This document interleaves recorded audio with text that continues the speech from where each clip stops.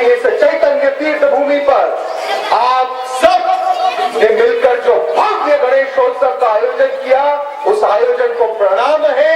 आप सबको बहुत बहुत आशीर्वाद दें।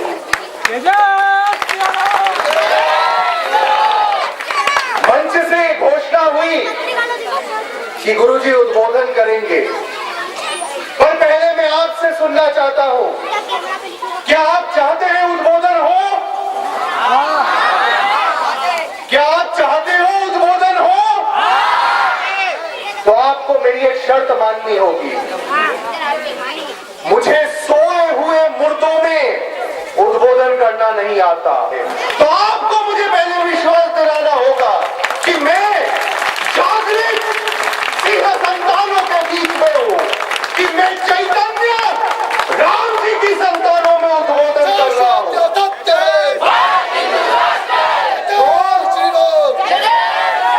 सर्वप्रथम आपको मुझे विश्वास दिलाना होगा कि आपके भीतर का राम तत्व जागृत है, तभी ये उद्बोधन हो सकता है।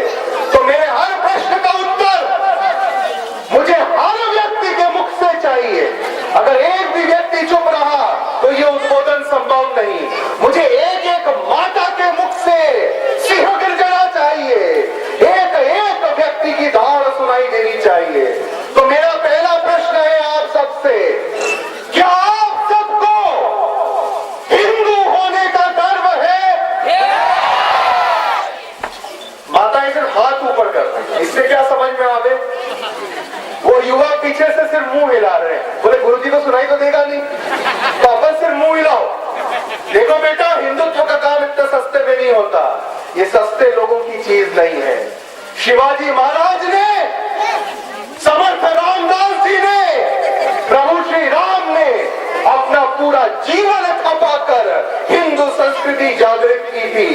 ये उसी का धर्म हो सकता है जिसके भीतर का राम तत्व जागृत हो। मैं फिर से पूछता हूं, और मुझे सबसे उत्तर चाहिए, नहीं तो पूरी रात एक ही प्रश्न पूछते रहेंगे हम। आप तय कर लो, क्या आपको हिंदू होने का गर्व है? क्या आपको इस हिंदू राष्ट्र की संतान होने का गर्व है? क्या आपको प्रभु श्री राम की संतान होने का गर्व है? तो आइए पहले हम समझे कि हिंदुत्व क्या है, राम तत्व क्या है, कृष्ण तत्व क्या है। और मैं आज इस मंच से वचन देता हूं कि समस्त भागवत गीता का ज्ञान, समस्त रामचरितमानस का ज्ञान, समस्त उपनिषदों व वेदों का ज्ञान मैं मात्र 20 मिनट में आप सबको दूंगा, मात्र 20 मिनट में। और वो ज्ञान आपके भीतर से निकलेगा। हम तो कम बोलेंगे, आप ज्यादा बोलेंगे, और ये जानेंगे कि आप उस ज्ञान को धारण किए हुए हैं। अब आवश्यकता है उस ज्ञान को जागृत करने की, उस शौर्य को जागृत करने की। मेरा पहला प्रश्न आप सबसे, आप सबने प्रभु श्री राम का नाम सुना है? आप सबने प्रभु श्री कृष्ण का नाम सुना है? मुझे एक बात बताएं, जब भारतीय संस्कृति आसुरिक शक्ति के प्रहारों से पीड़ित थी, तब क्या प्रभु श्री राम खुद की स्वर्ग प्राप्ति के लिए भाग के हिमालय में छुप गए थे? क्या प्रभु श्री राम ने कभी इसलिए साधना की कि हिंदू समाज का जो हो, बस मुझे स्वर्ग मिल जाए, बस मुझे खुशी मिल जाए, ऐसा किया? तो पहले ये समझे कि वो क्या साधना थी जिसने राम को भगवान श्री राम बनाया, जिसने एक साधारण वानर को भगवान श्री हनुमान बनाया, जिसने एक ग्वाले के पुत्र को प्रभु श्री कृष्ण बनाया। मैं आपको आज वो साधना सिखाने आया हूं, और उस साधना का एकमात्र नाम है निस्वार्थ राष्ट्र साधना। क्या नाम है? एक एक शब्द को पकड़िएगा। मैं एक ही उदाहरण से वेद, उपनिषद, रामचरितमानस और भागवत के ज्ञान को आप तक पहुंचाने वाला हूं। एक एक शब्द पकड़िएगा। मेरा पहला प्रश्न, जब प्रभु श्री राम को उनके पिताजी का नाम, देखिए अगर 10% लोग बोलेंगे तो मैं 10 क्षण में चला जाऊंगा। मैंने कहा ना, मुझे मुर्दों के बीच में अगर सत्संग करना होता तो हम शमशान घाट चले गए होते। याद क्यों? प्रभु श्री राम के पिताजी का नाम, वहां पे अभी भी सब चुप बैठे। अरे हम जितने वरिष्ठ होते हैं, अपने भीतर का राम तत्व और प्रगाढ़ होना चाहिए। मैं आज आपके भीतर के राम तत्व का आह्वान करने आया हूं। मैं चाहता हूं, आप क्या है समाज में, पार्षद है, विधायक है, कलेक्टर है, एसपी है, भूलकर एक हिंदू बन के मेरे प्रवचन को सुने। अपने भीतर के शौर्य और यौवन को जागृत करके, युवा ऊर्जा को जागृत करके सुने। प्रभु श्री राम के पिताजी का नाम, अब आनंद आया ना? तो जब प्रभु श्री राम के पिताजी ने उनको युवा अवस्था में सहज ही राजगद्दी देनी चाहिए थी, क्या प्रभु श्री राम राजा बनना पसंद किए? नहीं। जब, फिर से उत्तर केवल बच्चों से आ रहा है, जब महाराजा दशरथ जी ने प्रभु श्री राम को सहज ही राजगद्दी देनी चाहिए युवा अवस्था में, जब वो नवविवाहित थे, क्या प्रभु श्री राम ने निजी सुख के लिए राजपाट स्वीकार किया? नहीं किया। क्यों नहीं किया? क्योंकि यद्यपि प्रभु श्री राम तो सुरक्षित थे, यद्यपि कौन सुरक्षित थे? यद्यपि अयोध्या सुरक्षित थी, कौन सुरक्षित थी? लेकिन भारत सुरक्षित नहीं था। क्यों? क्योंकि भारत केवल एक राष्ट्र नहीं है, भारत राष्ट्र से पहले धर्म है, संस्कृति है। प्रभु श्री राम ने देखा कि लंका के राजा, आसुरिक शक्ति के प्रतीक रावण भारतीय संस्कृति पर आघात कर रहे थे। भारतीय संस्कृति के जो मूलभूत प्रतीक है, क्या क्या प्रतीक है? गौ, यज्ञ और वेद। अर्थात गौ मतलब पशुपालन, कृषि प्रधान राष्ट्र रहा है भारत हमेशा से।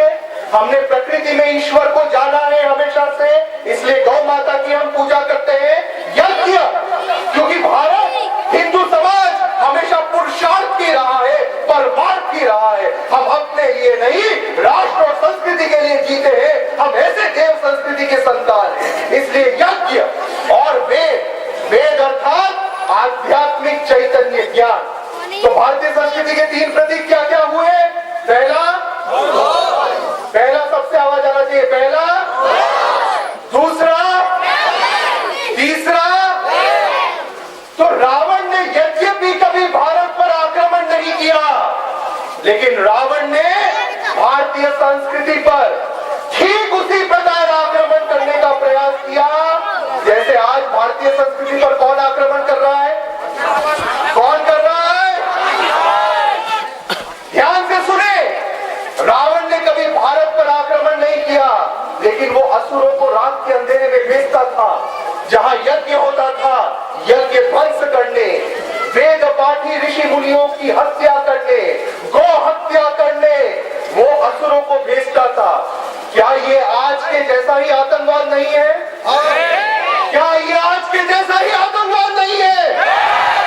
तो अगर प्रभु श्री राम ने आध्यात्म का अर्थ हमें ये बताया है कि आसुरिक शक्तियों के सामने कभी घुटने न टेकना, अगर प्रभु श्री राम ने साधना का अर्थ हमें ये बताया है कि अगर तुम स्वयं सुरक्षित हो तो भी, अगर तुम्हारे राष्ट्र, तुम्हारे धर्म, तुम्हारी संस्कृति पर कोई आतंकवादी आक्रमण करे तो तुम अपना राजपाट, निजी सुख त्याग कर समाज की संगठन साधना में लगो।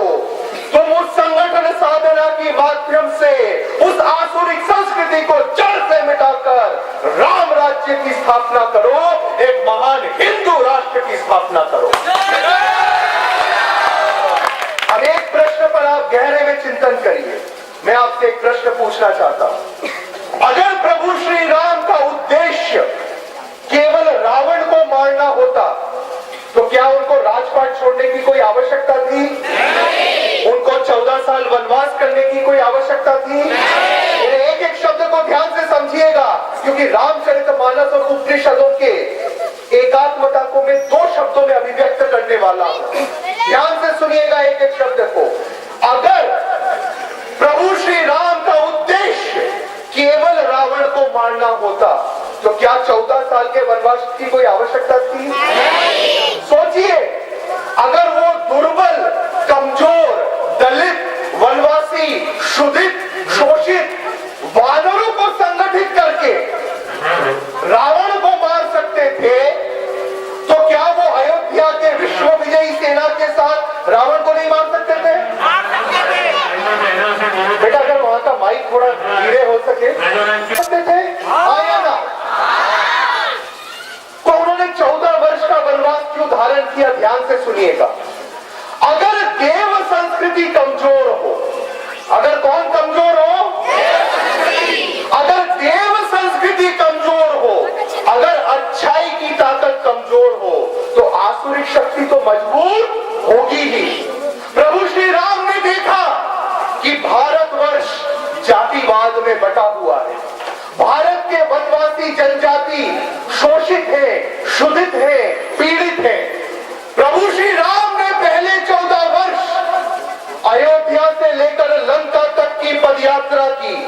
जितने दलित, गरीब, शोषित, क्षुधित लोग थे, उनको हिंदुत्व, आध्यात्म व राष्ट्रवाद की मुख्य धारा से जोड़ा, उनको सशक्त किया, उनको संगठित किया।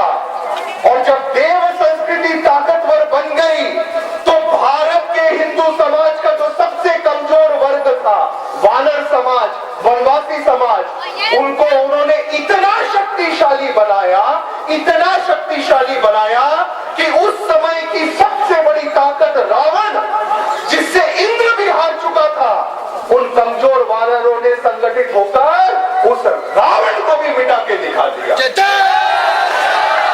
उससे भी बड़ी बात, ध्यान से सुनिएगा, प्रभु श्री राम ने असंगठित वानरों में से हनुमान जी जैसा एक निस्वार्थ राष्ट्र साधन भी हम सबको प्रेरणा स्वरूप दिया। अर्थात अगर हमें आध्यात्मिक साधना करनी है, अगर हमें राष्ट्र साधना करनी है, तो 3 चीज का ध्यान रखना होगा। पहला, निस्वार्थ राष्ट्र साधना। पहला क्या? बिना स्वयं का स्वार्थ देके, अपने खुद के स्वार्थ और भय पर विजय प्राप्त करके निस्वार्थ हो, निर्भीक हो, राष्ट्र की साधना करना। दूसरा, संगठन साधना करना।